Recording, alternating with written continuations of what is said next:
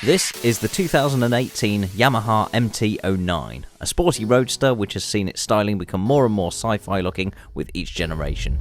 It's not everyone's cup of tea, but you do see plenty of these around. The MT-09 has an 847cc inline-3 cross-plane engine that produces 115 PS and 87.5 Nm of torque. Fuel tank is 14 litres, which should get you around 130 miles depending on your riding style. Included as standard is a quick shifter, 3 riding modes and 2 different levels of the traction control system. At the front end you have these menacing twin LED headlights. Down below you've got twin front brake discs with ABS of course, and upside down 41mm forks that are fully adjustable. At the back you have a stylish gull-wing swing arm with a rear hugger and a monoshock suspension with adjustable preload. Also, the number plate is on this bulky swing-arm mounted bracket. This is usually because of Euro 4 regulations on where manufacturers can place number plates. A tail tidy from the likes of R&G would clean that up nicely. The controls are pretty standard. On the left, with the usual lights, indicators and horn button, you have a switch for the traction control settings. Over on the right you have an all-in-one kill switch and starter switch, a sliding hazard light switch and the rider mode button. The display includes a digital rev counter, fuel gauge, gear indicator, the riding modes, along with the usual clock, trip counters, current and average miles per gallon, etc. The standard price for one of these is £8,399, which is only slightly more than one of its main competitors, the Triumph Street Triple S, but almost a whole £1,000 cheaper than the more equivalent Street Triple R.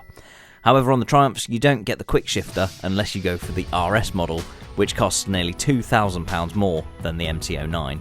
Anyway, enough of comparing it to others. This video is about the Yamaha, so let's get on with the road test. Okay, so this is the Yamaha MT-09, which so far I am very impressed with it.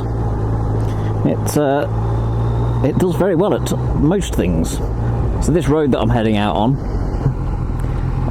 is a bit of a bumpy one. There's some speed bumps on it.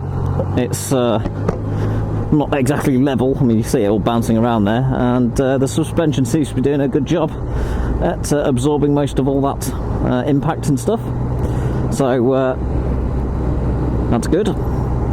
So yeah, I think we've got some good suspension at our disposal. Oh, hello! I didn't even see that was a speed bump. I think it had some yellow lines on. That was a bit of a clue that I completely missed. But yeah, I mean, even that took me by surprise. But yeah, it wasn't totally rough. There's another one. Yeah, so it's going over these quite comfortably. Oh, no, this is the awkward bit.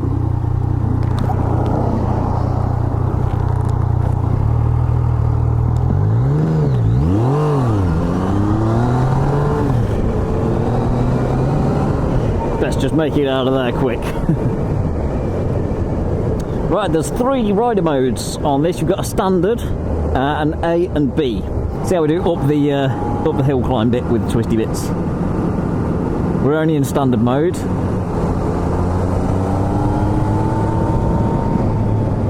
Yeah, it's handling it perfectly well. So yeah, the B mode is the least responsive on the throttle. Standard mode is standard, and then A is a lot more aggressive. A is basically a sport mode, and you can tell the difference when you kick it over into A. We're in standard in a minute, and yeah, I would say that's definitely a nice happy medium. It's not too much, but not too little. And now we're over the top, we can put it into A mode. There we go. That's raring to go.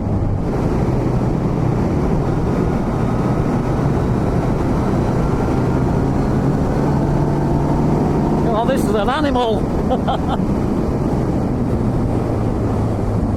Didn't realise I was going quite so fast. So yeah, A mode, yes, very A mode is the mode that will give the Street Triple a run for its money for sure.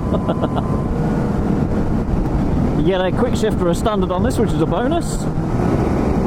The brakes are excellent on this. I'm going to try a sudden stop in a moment. Just let this van go past, nothing behind me.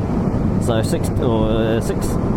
60 miles an hour, and if we need to stop, no ABS or anything kicking in there. Oh, my bad. Oh.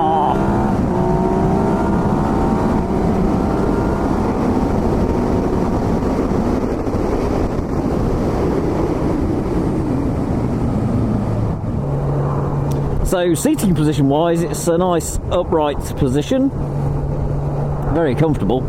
The seat feels quite comfortable, and you've got there is a lot of seat space, so you can really shift your arse around to wherever you like, really, unless you've got a pillion on the back. But yeah, there is a lot of seat room, so if you have got a pillion on the back, they're going to be nice and comfortable too, I'm sure. At the front of the seat, just before the tank, it tapers down quite narrow. I'm going to have a quick look down so you can see. You should be able to tell. It does go quite narrow. So your legs are nice and close together. You can grip the tank nice and easily, but also that means for the shorter rider, it's easier to get your feet down onto the ground. So yeah, it's the seat height. I've not got the figures on. I've not got the figures in my head at the minute, but the seat height is not too bad. It's a little tall for me, but it's not uncomfortably tall. I'm used to the sort of taller bikes these days. The height for me felt about the same as it did on the standard Tiger, I would say. Might be a little less than that, but I think because the seat's quite narrow at the front, I think that I think the seat height's taller, but because it's got a narrow seat at the front, it doesn't feel as tall as what it is. I know I usually get questions of how I find the seat height and how tall are you and stuff. 5'3" I am, about 29 inch inseam, I believe that is, for me. It all depends. Everyone's different. You can be the same height but have different leg lengths and stuff like that. So really, the only way to really find out if you're what it's like for you is to go and sit on one somewhere in a showroom, and of course what you feel comfortable with, because you may well be able to touch the floor okay on one side, but if you can't manage the weight of it and things like that, you might run into problems. So you've got to be you've got to be safe.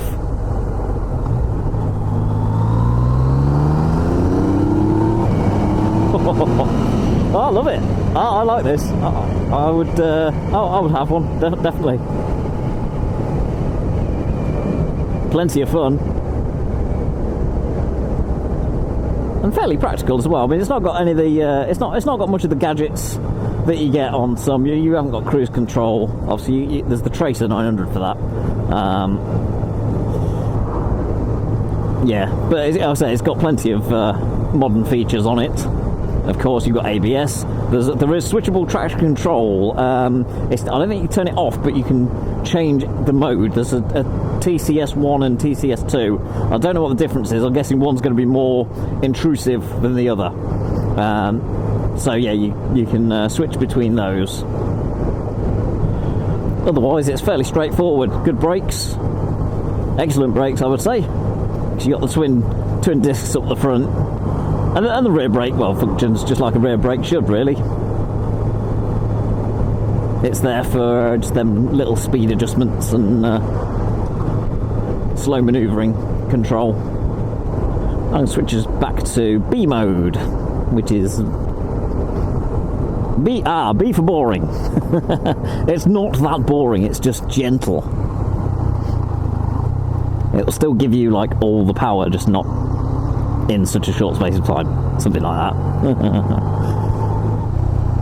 Now, I don't think this has got a slip assist clutch, so when you let the clutch out with no throttle like this, no, it doesn't put any revs on to assist you. You've got to do it properly. You've got to do it yourself. Don't be lazy.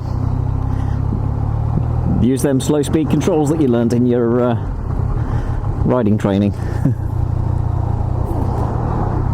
I have to say the clutch is super light on this. It's just like the Street Twin that had a really light clutch. This one feels just the same. Very lightweight, effortless. It's effortless in traffic like this. Here we go. Okay, a chance to do some slow speed crawling. See how how well balanced it is. Let's go down to first and get it as slow as we can, without holding anybody up, of course. Right. No feet down, no feet down. Oh yeah. It's easy to ride, it is, it's yeah, it's nicely balanced, easy to ride.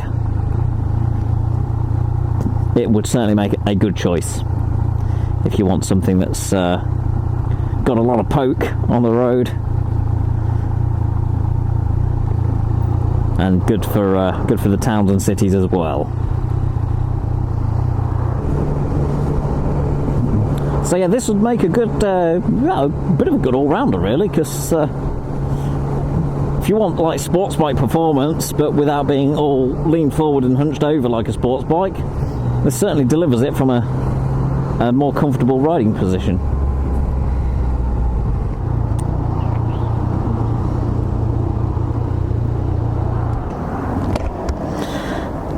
Oh, and another good thing, side stand.